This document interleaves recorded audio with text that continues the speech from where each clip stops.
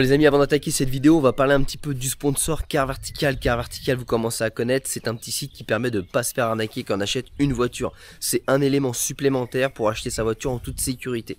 Tu mets le numéro de la plaque ou le numéro de VIN, ça te scanne un rapport, ça scanne ton véhicule dans le monde entier et ça va te permettre de savoir si le kilométrage a été modifié, si les papiers sont en règle ou non et bien évidemment si le véhicule a déjà été accidenté et si oui, à quel niveau. Donc je te montre tout de suite un petit rapport d'une BMW à titre d'exemple pour te montrer un petit peu comment ça fonctionne. Donc là on se retrouve sur le rapport de cette BMW série 2 avec bien évidemment un accident déclaré. Donc on descend, on voit un petit dossier photo, c'est ça qui est super intéressant. On regarde un petit peu ce que ça nous donne.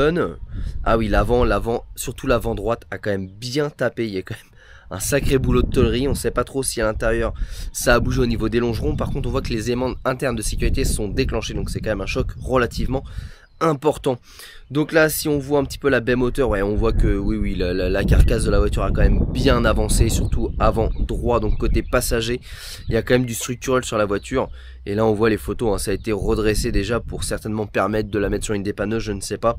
Mais en tout cas il y a un gros chantier sur cette voiture là. On parcourt un petit peu le rapport et on voit qu'il a été accidenté 3 fois. Bon, c'est sûr que ça refroidit.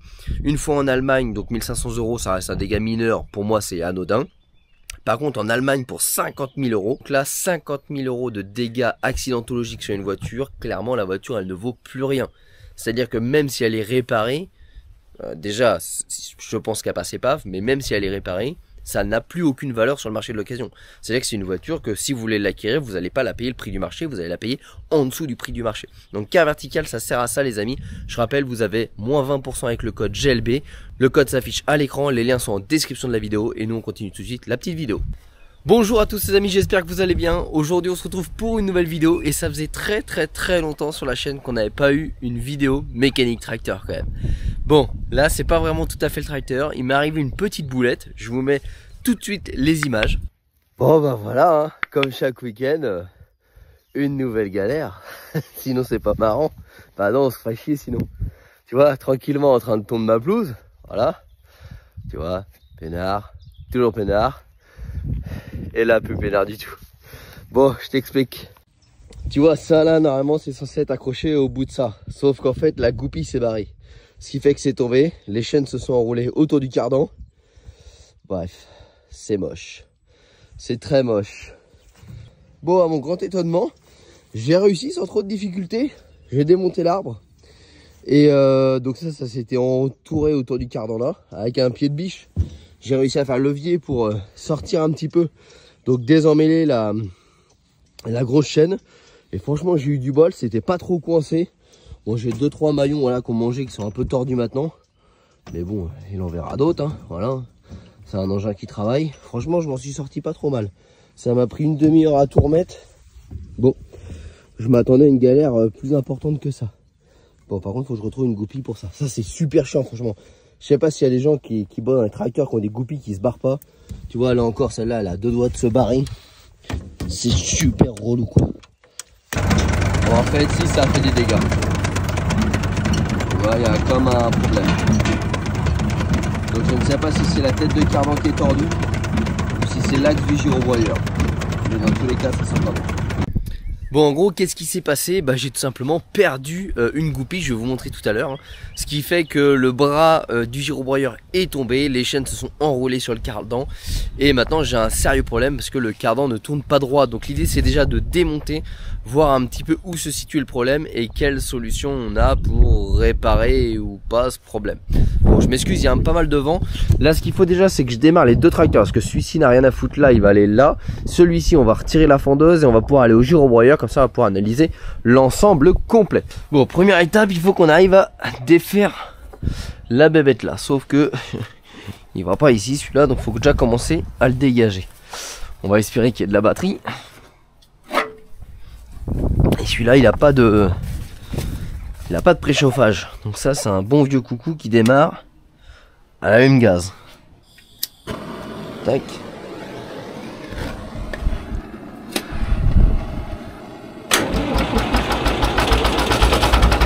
Ah, il va y aller.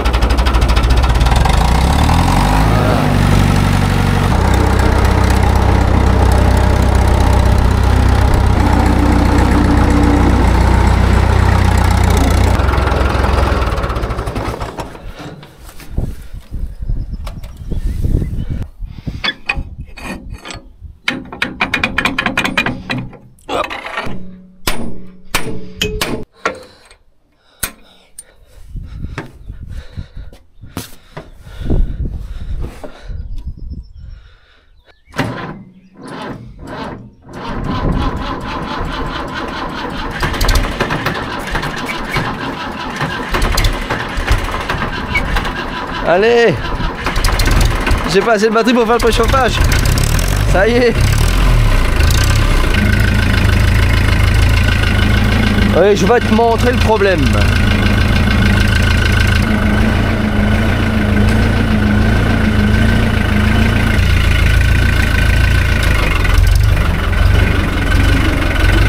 Parce qu'au moment de redémarrer, je me suis aperçu en fait que ça vibrait à mort. Donc du coup j'ai regardé et en fait je me suis aperçu que là il y a un truc de tordu. Je sais pas si tu vois, mais voilà. Tu vois, il y a comme un problème. Aïe, ça c'est ma main ça, voilà. Ça fait comme ça. Donc du coup ça crée une vibration de malade et c'est problématique. Ça a aussi commencé à fissurer le carter. Bon, je sais plus trop où, là j'ai vu, là il y a, voilà. Ça m'a arraché des soudures ici. Donc là l'idée, ça va être déjà de regarder si c'est notre cardan qui s'est tordu ou si c'est l'axe du gyrobroyeur. Si c'est l'axe du gyrobroyeur, ça va être quand même beaucoup moins sympa. Parce que, bah clairement, je pense pas que ça puisse se réparer. Donc là, il faudrait qu'on arrive à remonter tout ça là-haut. Ce serait plus simple pour bosser. Faut que déjà que j'arrive à démonter le cardan. On va essayer de couper le tracteur, on verra bien s'il redémarre. On va bien voir, au moment on va s'entendre. L'idée ce serait déjà de d'en profiter de faire la vidange déjà du gyro parce que elle n'a jamais été faite. Ça c'est ni plus ni moins qu'un pont, hein. C'est comme un engrenage. Et de en même temps refaire un petit peu les soudures. Alors la vraie question, c'est qui a bougé? Je vois pas comment lui peut se tordre. À mon avis c'est plutôt mon axe. Le problème c'est que là, si on laisse ça tordu, ou ça hein, je sais pas, mais en gros les vibrations que ça va créer, ça va venir user précocement l'engrenage qu'il y a dedans, ni plus ni moins comme un pont. Le problème c'est que ça, je ne peux pas le redresser, c'est pas possible, c'est pas dans mes cordes. Et ça se rachète, mais je vois pas comment ça a pu se tordre. Donc à mon avis j'ai quand même bien peur que ce soit lui qui soit tordu. La pointe ici, on voit bien qu'il y a une faiblesse ici. Ah oui, il a l'air voilé. Je pense qu'on va aller chercher un comparateur. Oh oui, c'est lui qui a voilé. Oh oui, ça se voit. Ça vaut quand même allez, 400 balles. Mais un gyrobroyeur, ça vaut genre 5000 € d'occasion. Donc je préférais quand même que ce soit le cardan que le gyro. On va essayer de regarder. Mais le cardan, il est monté, tu vois, là sur une espèce de platine. Je vois pas comment il peut se voiler, quoi. Si je débraye, c'est simple. Je vais inverser, je vais mettre sur ma prise de force du tracteur. Comme ça, je vais bien voir lequel. Ah, merde. Ah ouais, c'est pas marrant sinon. On va aller chercher le comparateur, on va déjà regarder ça. Parce que ça, c'est ce qui m'inquiète le plus. Parce que ça se rachète. Ça aussi, ça se rachète, mais c'est pas la même valeur. Du coup, on va aller chercher un petit comparateur. On va regarder si on a un voile au niveau de l'axe. Parce que là, tu vois, c'est quand même un axe plein. Moi, j'ai aucune solution pour redresser ça. Hein. Franchement, mis à part faire plus de dégâts que je vais en retirer. Alors après, en vrai, non, il y a une butée. Sinon, je coupe là. Parce que la partie là n'a pas l'air tordue. Je coupais là. Et je rentrais mon axe plus profondément. Mais non, après, il y a une espèce de chanfrein. Donc, ce sera même pas possible. Bon, allez. On va chercher ce qu'il faut. Bon, et dire que d'ici quelques semaines, tout ça sera rempli de bagnoles. Pour le Rasso, je rappelle, le 30 juin 2024 à Amfreville-les-Champs dans le 27. Tout là, pouf, je compte sur vous les gars.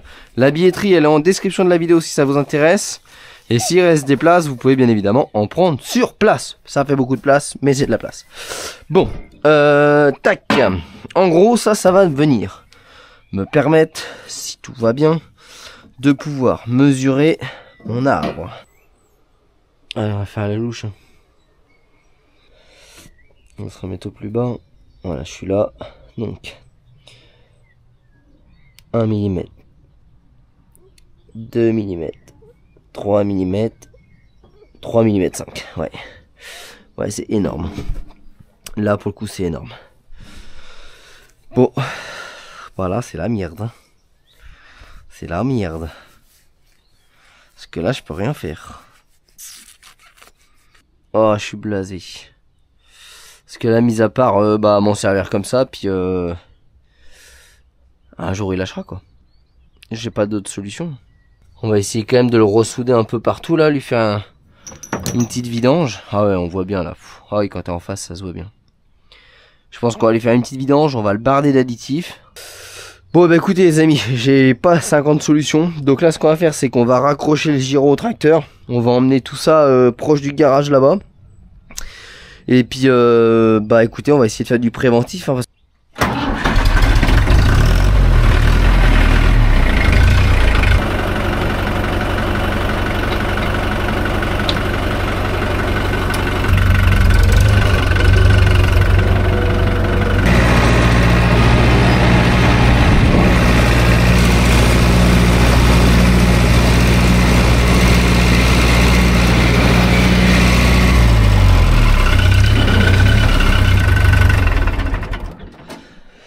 Bon, on va déjà commencer par essayer de resserrer l'axe ici qui est totalement desserré. Profitez pour faire une petite révision. Voilà, on voit que celui-là, il se promène. On va essayer de foutre ça pour que ça puisse pas tourner.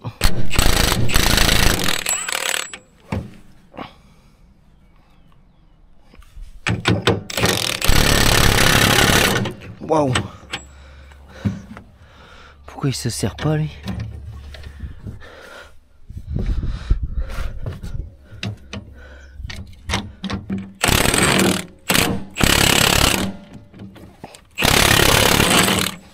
Wow, wow, wow. Bon, étant donné que ça peut pas se desserrer, enfin se resserrer, on va essayer de le desserrer. On va changer de technique et le remplacer.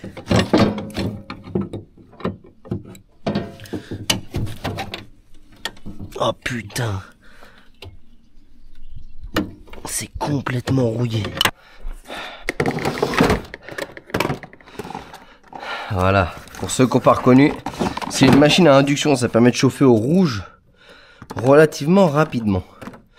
Donc, hop, tu mets ça là-dedans, tu vois. Tac, tac, après tu fais un quart de tour, ça verrouille. Tu branches ça sur le 220. Je vous mettrai le lien en description de la vidéo. C'est top du top. Allez, vous mettez ça comme ça. Ça va créer un champ magnétique et surtout n'y mettez pas les doigts parce que ça chauffe très très très fort.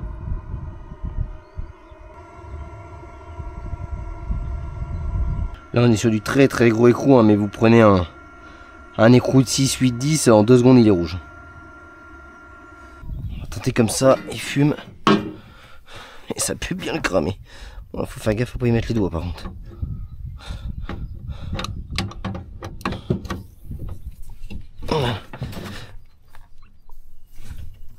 Oh putain, malgré ça, il est encore bien chaud.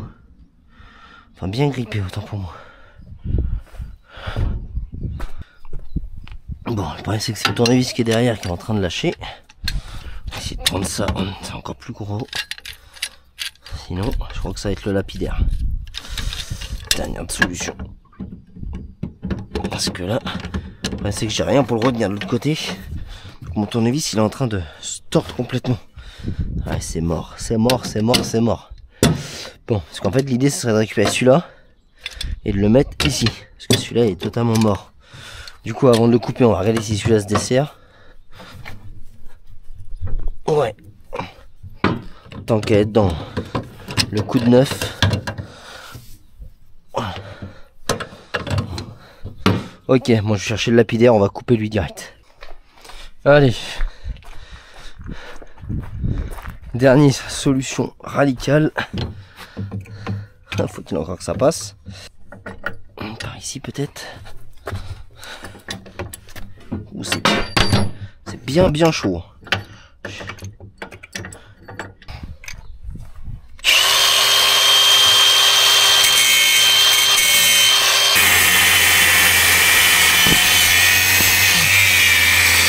Bon, ça y est, c'est tronçonné. Ouf. On remet le neuf. Ça va être bien mieux comme ça. Hop. L'empilage, il est là. Déjà, il y aura un truc de réparé.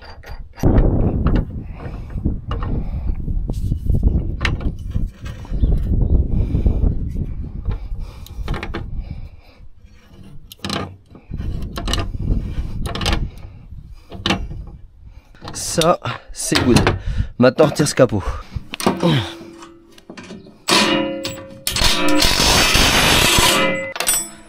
Alors, hop. La bête. On devrait avoir une vis de vidange quelque part. Là, je pense. Remplissage, vidange. Ok. Putain, je suis vert. Ah, on voit bien, c'est tordu, putain. Puis essayer de le redresser, je pense que c'est pas du tout une bonne idée. Monter comme ça, on va forcer dans l'engrenage. C'est un coup à péter. Hein. Je pense pas que ce soit sincèrement une bonne idée, parce que là c'est putain de rigide. Bon. Et bah ce qui est sûr, c'est qu'on aura besoin de faire un bon coup de propre autour. Donc là je vais aller sortir le Karcher. On va nettoyer tout ça. Comme ça on va avoir accès aux endroits où ça s'est fissuré. Puis on va venir souder. Puis faire la vidange. Bon, deuxième jour de travail. Là j'ai commencé à brosser un petit peu pour mettre au propre. Il me reste plus qu'à passer un petit coup de meuleuse. Il faut que je désolidarise le gyrobroyeur du tracteur puisqu'on va souder sur le gyrobroyeur. Donc sinon ça m'obligerait à démonter les batteries du tracteur et c'est pas vraiment accessible. Donc je préfère directement faire ça.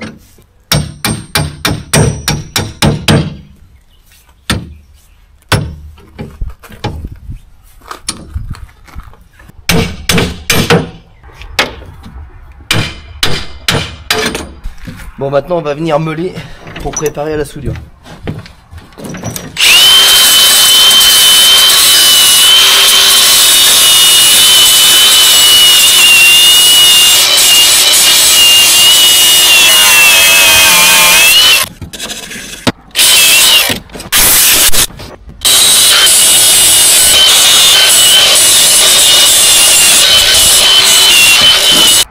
Bon, et bah, je pense qu'on devrait pouvoir attaquer la soudure.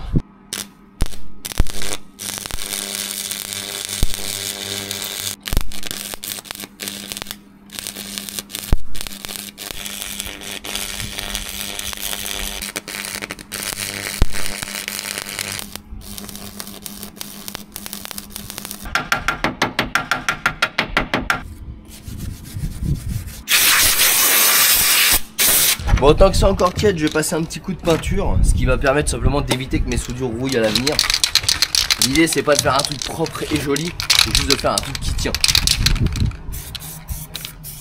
Voilà, juste un petit coup de bombe pour protéger de la corrosion, parce qu'une soudure brute comme ça, ça a tendance à très vite rouiller.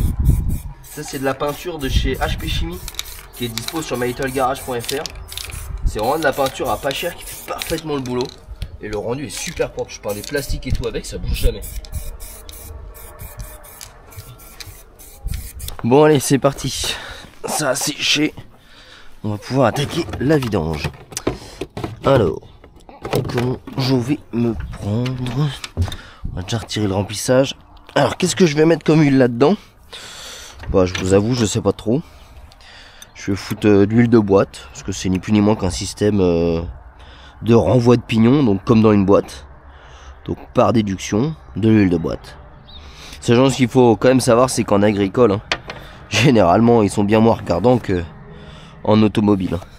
Surtout sur les vieux trucs comme ça. Sur les nouveaux, non, mais sur le vieux matériel comme ça, c'était bien moins problématique, comme on dit. Surtout qu'à l'époque où c'est sorti, il n'y avait pas toutes ces nouveautés technique en termes de lubrification. Oh, c'est bien liquide. Vous savez ce que c'est ça? C'est de l'huile hydraulique. J'ai même pas de doute. Alors je peux vous dire direct que ça c'est de l'huile hydraulique. À l'odeur, j'ai pas le moindre doute. Donc de l'huile hydraulique dans de la pignonnerie. À mon avis, ils se sont dit, oh merde, on a plus d'huile. Bon, y a quoi là? Bon, de l'huile hydraulique, bon vas-y, mais ça va le faire. Hein. Donc ça me rassure un peu parce qu'il n'y a pas une seule limaille sur le bouchon.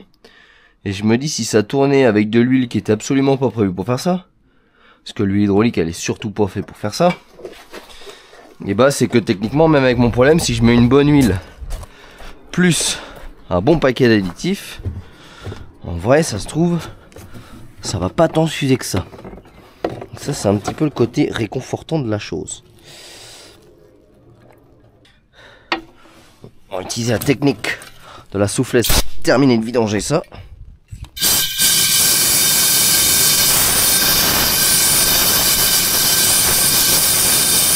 Voilà. Bon, par contre, la quantité d'huile qu'il faut mettre là-dedans, petit bonheur à la chance, hein. On a retiré 3 litres. Bon, là on va utiliser un petit peu les restes. Bon, c'est un vieux truc, hein. Je vais pas non plus y passer énormément d'argent dedans non plus. Il me reste un vieux flacon de P18 que je mets plus dans les voitures puisque maintenant le MCR c'est mieux. Donc du coup dans les voitures je mets du MCR. Bon, faut bien que je l'utilise ce bidon de P18. Il me reste un peu de 75-80 que j'utilise pas du tout parce que c'est de la totale et ça doit faire 5-6 ans que c'est dans la maison. Et du coup pour compléter, bah, je vais mettre de la Syntix Gear Tech. Alors, je vais y aller fort sur les dosages, hein. Là il y a à peu près 300 ml. L'objectif c'est que ça casse pas, hein, sachant qu'il n'y a pas de contraintes, etc. dedans. C'est pas comme une voiture. Donc là, si tu veux, on va déjà commencer par lui faire une dose de cheval. Donc là j'ai mis à peu près 150 ml de P18, suffisamment pour éviter que les roulements y pètent. Et maintenant on va mettre un peu d'huile. Bon, du coup j'utilise ma petite machine de remplissage de boîte. Ça je me prends pas la tête. Je deviens méga flemmard, j'ai plus envie du tout d'utiliser les seringues. Ça me saoule les seringues, j'en ai plein les mains, etc. En plus j'ai des problèmes d'épaule, donc ça me tue les épaules. Ça c'est un truc de feignant, mais qu'est-ce que ça marche bien.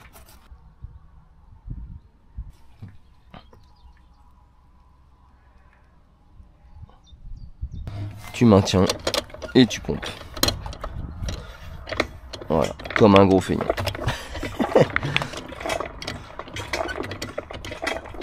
J'aurais pas de regret puisque j'aurais mis toutes les chances de mon côté pour retarder l'usure interne du truc dû à l'axe tordu. Et que de toute façon je ne suis pas en mesure de pouvoir redresser cet axe là avec le matériel que j'ai. Et j'ai fouillé sur internet, j'ai absolument pas trouvé de pièces détachées pour ce truc là, je pense qu'il est trop vieux. Après encore une fois, hein, s'il y a des gens qui connaissent et qui... hop, donc là j'ai l'air d'être au plein, voilà. S'il y a des gens qui connaissent ce genre de matériel et où est-ce que je pourrais me procurer potentiellement de la pièce, bah écoutez, je suis preneur quand même. Bon, et bien écoutez, pour cette, je sais pas si on peut vraiment appeler ça réparation, mais pour ce diagnostic pesant et ce sauvetage de notre possible, on va considérer que c'est fini. Bon, je vais dégraisser sans trop dégraisser parce que l'avantage de l'huile, c'est que c'est un excellent anti-corrosion.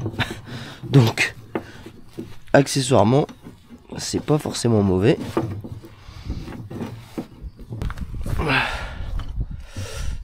Et on va lui remettre des vis.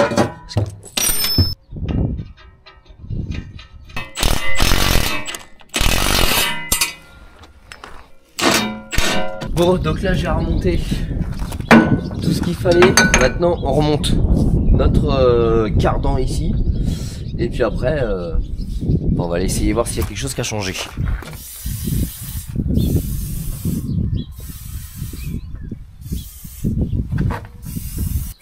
Alors notre cardan il était en 2 morceaux. On va en profiter. On va graisser tout ça. Lui c'est le mâle. Et là j'ai la femelle.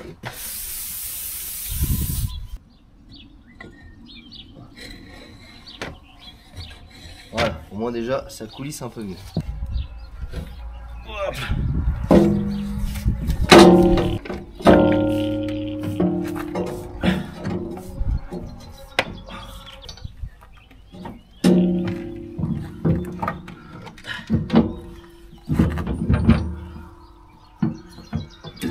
Bon et bien les amis, moi je le mets en charge parce qu'il a plus beaucoup de batterie.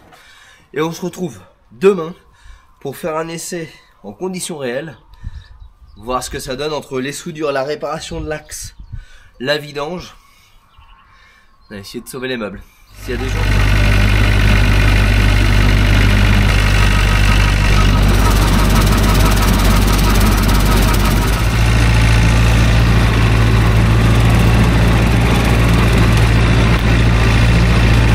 Les amis, ça y est, on a pu tester enfin le tracteur en conditions réelles. Vous voyez derrière moi, là j'ai tondu toute la parcelle du bas, là j'ai fait le haut. Donc voilà, j'ai pas mal bossé, hein. J'ai à peu près tondu allez, l'équivalent de 2,8 hectares. Largement de quoi vérifier si ça fonctionnait. Alors le bilan est mitigé, je suis quand même, alors je m'excuse, j'ai la voix cassée, je sais pas pourquoi. Le bilan est mitigé parce que je suis quand même dégoûté, parce que là vous voyez bien, hein. Voilà, il tourne vraiment pas rond. Donc ça me chagrine un petit peu. Malheureusement c'est pas de ma faute et voilà, hein, c'est comme ça. Par contre le bilan il est quand même positif d'un autre point, c'est que la dernière fois quand ça m'est arrivé, ça vibrait mais à mort, même au ralenti comme ça là, vous voyez là je suis dessus. Au ralenti comme ça faisait vraiment une grosse vibration. Et dès que je montais dans les tours, bah en fait comme une roue qui ne serait pas équilibrée. Je peux pas mieux vous dire, vous voyez comment votre volant il tremble, bah ça faisait la même chose mais dans tout le tracteur. Donc je m'étais dit effectivement ça va quand même pas durer longtemps l'affaire, c'est pas bon du tout. Et là je n'ai plus aucune vibration. Donc je pense que le fait d'avoir mis une huile appropriée plus une méga dose d'additif, je pense que ça a, on va dire, limité le problème. Voilà, parce qu'il n'y avait quand même pas la bonne huile dedans, certainement pas d'additif. Donc à mon niveau j'ai fait ce que je pouvais faire. Maintenant je vais pas faire refabriquer un arbre, ça coûte une fortune. Le redresser, j'ai pas ce qu'il faut, il faudrait un chalumeau, une presse, au risque de casser l'arbre.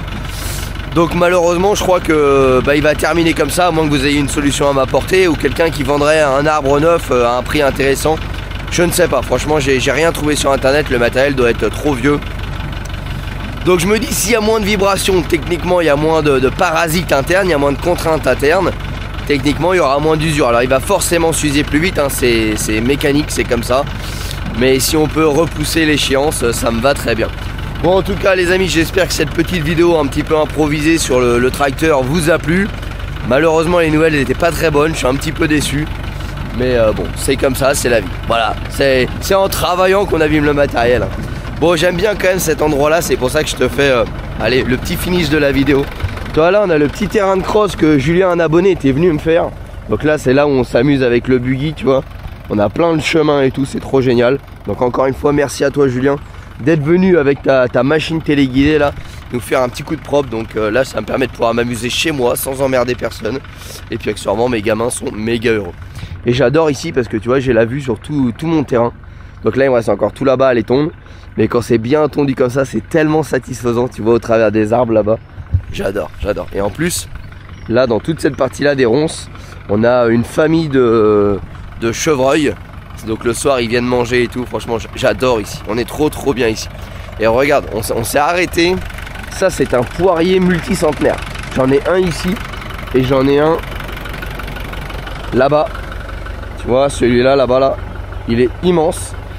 Alors les poires sont dégueulasses mais je trouve que l'arbre est magnifique parce que je sais pas si vous vous rendez compte, mais un poirier de cette taille là quoi, il doit faire allez 20-23 mètres de haut le truc, il est immense.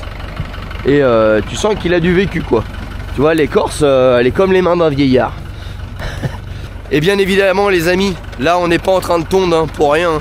C'est que le 29 et le 30 juin 2024 il y a le Rasso GLB. 29 rallye routier, 30 rassemblements statiques, exposants, bagnoles, etc. Je vous mets le lien de la billetterie en description de la vidéo. La billetterie, si tout est full, il n'y aura pas la possibilité de prendre de billets sur place. A l'inverse, s'il reste des places, vous pourrez venir le matin récupérer votre billet d'entrée pour nous rejoindre sur l'événement. Donc la billetterie elle est en description de la vidéo et on vous attend très nombreux. Cette année on monte encore d'un cran le niveau du rassemblement GLB. Donc l'année dernière c'était déjà sincèrement pas mal. Cette année on veut quelque chose d'encore mieux. Donc on vous prépare du lourd. Les amis, merci à tous. N'hésitez pas à nous rejoindre sur les réseaux sociaux. Facebook, Instagram, TikTok, tous les liens sont en description de la vidéo également. Et bien évidemment si tu veux de la méca, de la prépa, des tests produits ou des galères agricoles comme ça, bah t'hésites pas, tu t'abonnes, tu mets la petite cloche. Et nous les amis on se retrouve très prochainement. Ciao.